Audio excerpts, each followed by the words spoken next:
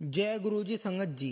क्या कभी आपके साथ ऐसा हुआ है कि आपके घर के दरवाजे पर कोई आया हो और आपने उसे एक साधारण इंसान समझकर टाल दिया हो? क्या कभी ऐसा लगा है कि अचानक कोई अजनबी मिला, कुछ ऐसी बात कह गया जो सिर्फ आपके दिल में थी और फिर वो ओझल हो गया? हम अक्सर सोचते हैं कि गुरुजी आएंगे तो वो वैसे ही दिखाई देंगे जैसे वह स्वरूप में दिखते हैं, वही चोला, वही नूर और वही मुस्कान। लेकिन संगत जी वो लेकिन संगत जी गुरुजी किसी भी स्वरूप में आ सकते हैं। वो एक भूखे भिखारी के रूप में आपकी दया परख सकते हैं, वो एक छोटे बच्चे के रूप में आपकी ममता देख सकते हैं, या वो एक राहगीर बनकर आपकी इंसानियत आजमा सकते हैं। इंसान अपनी भक्ति के गुमान में इतना अंधा हो जाता है कि वह मंदिर के पत्थर में तो भगवान ढूंढता है, लेकिन अपने सामने खड़े जीते जागते इंसान में उस परमात्मा को नहीं देख पाता। हम अरदास करते हैं, गुरुजी घर आओ, और वो जब आते हैं तो हम अपनी दुनियादारी में इतने व्यस्त होते हैं कि उन्हें पहचान ही नहीं पाते। क्या आप भी आज इसी मनाल में हैं कि गुरुजी आपको दर्शन नहीं दिए? क्या आपको लग रहा है कि वो आपसे दूर हैं? ठहर जाइए संगत जी, क्योंकि आज का यह सत्संग आपके रोंगटे खड़े कर देगा। आज साक्षात गुरुजी आपसे एक मीठा सा उल्हाना कर रहे हैं। पुत्र, मैं तेरे घर आया था पर तू मुझे पहचान नहीं पाई। संगत जी, अगर आज आप हमारे इस चैनल पर पहली बार आए हैं और गुरुजी की इन लीलाओं से जुड़ना चाहते हैं तो इस पावन सत्संग को लाइक करने के साथ साथ सब्सक्राइब और शेयर भी कर देना, ताकि गुरुजी का यह संदेश हर उस घर तक पहुंच जाए जहां भी उनका इंतजार हो रहा है। आज का यह सत्संग दिल्ली की बिंदु आंटी का है। बिंदु आंटी दिन रात गुरुजी को बुलाती थी कि गुरुजी एक बार मेरे घर पर आओ और भोग लगाओ। एक दिन दोपहर के वक्त उनके घर में एक ऐसा वाकया हुआ जिसे उन्होंने मामूली समझकर छोड़ दिया, लेकिन बाद में जब गुरुजी ने उन्हें खुद संकेत दिया तो उनके पैरों के नीचे से जमीन खिसक गई। गुरुजी ने उन्हें साक्षात कहा, मैं 3.5 घंटे तेरे सोफे पर बैठा रहा, तूने पानी तक नहीं पूछा। आइए सुनते हैं ये दिल दहला देने वाला और भावुक सत्संग। तो चलिए संगत जी, आज का यह गहरा सत्संग शुरू करते हैं, जो बिंदु आंटी का है, जो दिल्ली के रोहिणी इलाके में रहती हैं। चलिए संगत जी, उनका वो अनुभव सुनते हैं जो हमें सिखाएगा कि गुरुजी को कैसे पहचानना है। जय गुरुजी संगत जी। संगत जी, मेरा नाम बिंदु है। संगत जी, गुरुजी कहते हैं कि मैं कड़ कड़ में हूँ, तू बस अपनी नजर साफ कर। हम तो स्वरूपों में उन्हें ढूंढते हैं, पर वो तो हमारे आसपास साक्षात घूमते हैं। आज मैं जो सुनाने जा रही हूँ वो मेरी जिंदगी का सबसे बड़ा पछतावा भी है और सबसे बड़ी सीख भी। संगत जी, बात करीब 1 साल पुरानी है। मैं गुरुजी की नई नई संगत बनी थी। मन में बहुत तड़प थी कि गुरुजी मेरे घर आए। मैंने घर में उनका बड़ा सा स्वरूप लगाया था।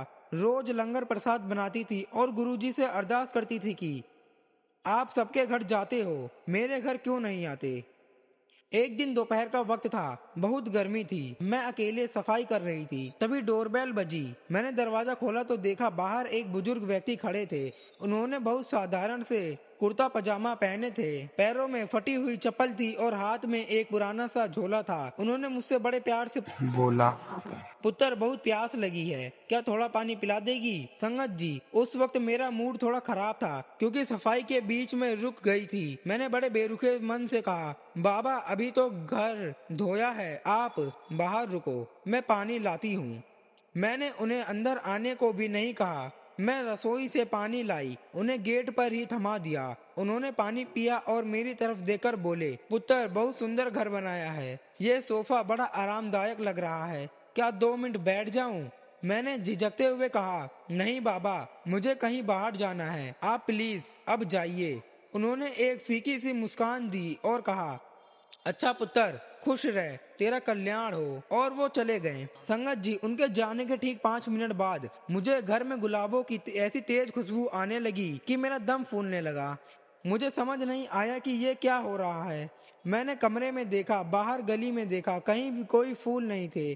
फिर अचानक मुझे उस बुजुर्ग की कही बात याद आई, तेरा कल्याण हो। ये शब्द तो सिर्फ गुरुजी बोलते हैं। मैं पागलों की तरह बाहर भागी और पूरी सोसाइटी में ढूंढा, पर वो बुजुर्ग कहीं नहीं दिखे, जैसे वो हवा हो गए हों।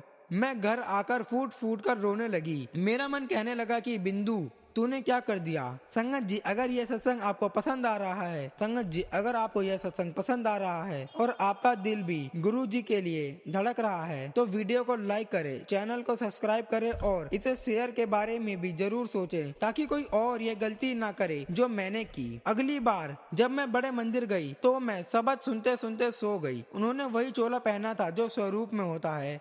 वो मेरी तरफ देखकर मुस्कुराए और बोले, पुत्र बड़ी अरदासें करती थी कि गुरुजी घर आओ। मैं आया था तेरे घर, 3.5 घंटे तेरे सोफे पर बैठने का मन था मेरा, पर तूने तो मुझे गेट से ही विदा कर दिया। तू मुझे पहचान ही नहीं पाई। संगत जी, मेरी आंखें खुली तो मुझे समझ आया कि वो बुजुर्ग कोई और नहीं बल्कि मेरे मालिक ही थे। वो मेरी परीक्षा लेने आए थे कि क्या मैं सिर्फ फोटो वाले गुरुजी से प्यार करती हूँ या उनके बनाए हुए बंदों से भी। उस दिन के बाद से मैंने कसम खा ली कि मेरे द्वार पर जो भी आएगा मैं उसे गुरुजी मानकर ही सेवा करूंगी। मैं अपने सत्संग को यही विराम देती हूँ। ओम नमः शिवाय, शिवजी सदा सहाय। ओम नमः शिवाय, गुरुजी सदा सहाय। जय गुरुजी, शुक्राना गुरुजी। गुरुजी मुझे क्षमा करना। संगत जी, बिंदु आंटी का यह अनुभव हम सबके लिए एक बहुत बड़ा सबक है। हम बड़े बड़े लंगर करते हैं, दिखावा करते हैं, लेकिन जब सच में कोई जरूरतमंद हमारे पास आता है तो हम अपने अहंकार में अंधे हो जाते हैं। याद रखिए,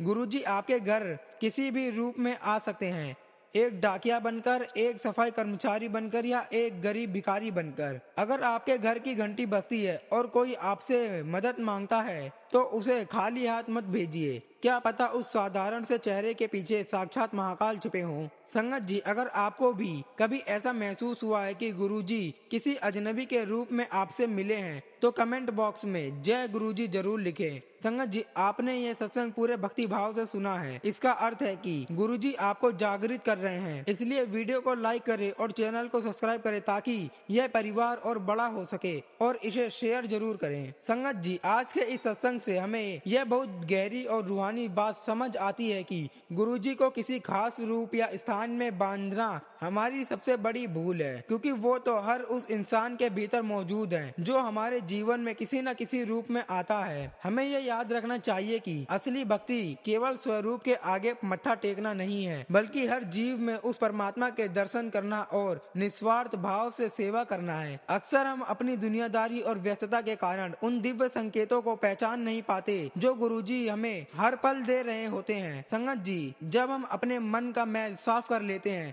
और अपनी दया और करुणा के दरवाजे खोल देते हैं, तभी हमें समझ आता है कि गुरुजी तो कभी हमसे दूर थे ही नहीं, वो तो हमारे आसपास ही भटक रहे थे। विश्वास रखिए, अगर आप अपनी इंसानियत को जिंदा रखेंगे तो अगली बार जब वो आपके द्वार पर आएंगे तो आप उन्हें पहचान लेंगे और आप उनकी असीम कृपा के भागीदार बन जाएंगे। संगत जी, अब बिल्कुल शांत हो जाइए। महसूस कीजिए कि गुरुजी आपके घर के मुख्य द्वार पर खड़े हैं। वो आपका प्रेम मांग रहे हैं। अपने मन के दरवाजे खोल दीजिए।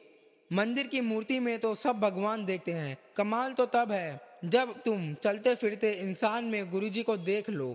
संगत जी, आपने पूरे दिल और श्रद्धा से यह सत्संग सुना है, मतलब गुरुजी आपको यह समझाना चाहते थे। इसलिए वीडियो को लाइक करें, चैनल को सब्सक्राइब कर बेल आइकन दबाएं, इसे शेयर जरूर करें ताकि गुरुजी की यह सीख हर घर तक पहुँचे। संगत जी, गुरु जी के मंत्र जाप से इस सत्संग को यही विराम देते हैं। ओम नमः शिवाय, शिव जी सदा सहाय। ओम नमः शिवाय, गुरु जी सदा सहाय। शुक्राना मेरे मालिक, अनंतम अनंतम शुक्राना।